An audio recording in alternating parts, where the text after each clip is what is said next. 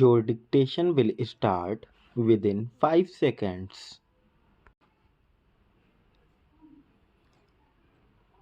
Having noticed the salient fact on which there is not much dispute, this court is firstly constrained to observe that there is no material or evidence to indicate what steps the corporation took between 30 April 1996 to 3 February 1998.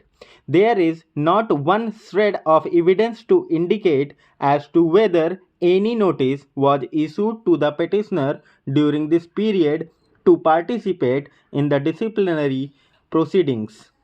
As noticed above, although the order dated 14 April 1998 asserts that various dates had been fixed by the inquiry officer appointed on 17 February 1997, no such notice has been placed on the record, nor have details of any such notice been alluded to or disclosed in the affidavit filed in these proceedings on behalf of the corporation. Even the order sheet, which stands appended along with the counter affidavit of the corporation, refers to dates which were fixed in 1996. On the above state of the record, the submission of the learned counsel for the petitioner that the disciplinary proceedings were revived only in 1998 after a long spell of unexplained silence and inaction appears to have force.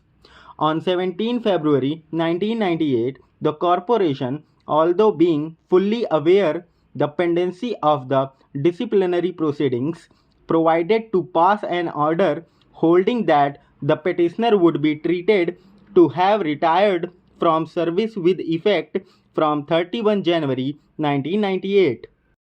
If the petitioner was permitted to retire with effect from 31st January 1998, this court fails to comprehend what authority inhered in the corporation to proceed with or continue the disciplinary proceedings or to inflict any punishment upon the petitioner. As noted above, no statutory provision, rule, or regulation prevalent in the corporation was referred to or relied upon to sustain the continuance of the disciplinary proceedings after the retirement of the petitioner on 31st January 1998. Once the petitioner had retired from service, no authority vested in the corporation to continue with the disciplinary proceedings which had been initiated against the petitioner. Retirement of an employee cuts the cord which connects the two entities and serves all relationship of master and servant or employer and employee. The retirement of an employee brings the curtain down upon the relationship of employer and employee. Once this event occurs, no further jurisdiction or authority vests in the employer to inflict any punishment upon the employee thereafter. Even otherwise, the following facts also need to be highlighted.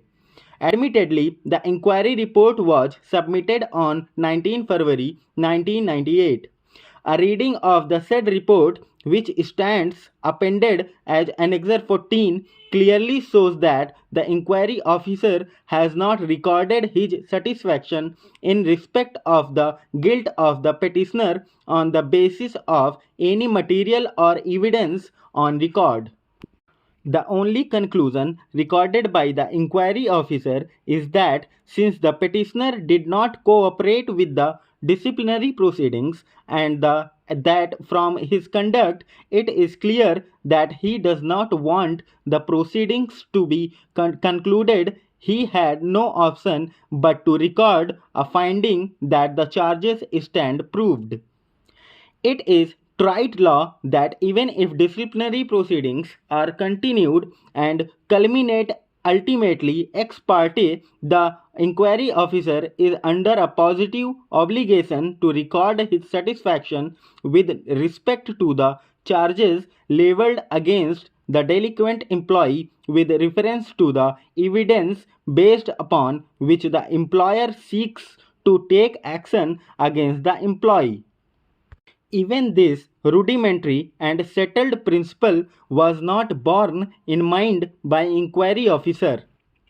The mistake committed by the inquiry officer, as noted above, was reiterated by the disciplinary authority in as much as neither in the order dated 24 April 1998 nor in the order dated 13 August 1999 has the disciplinary authority recorded any independent satisfaction with respect to the guilt of the petitioner based upon the evidence or material on record.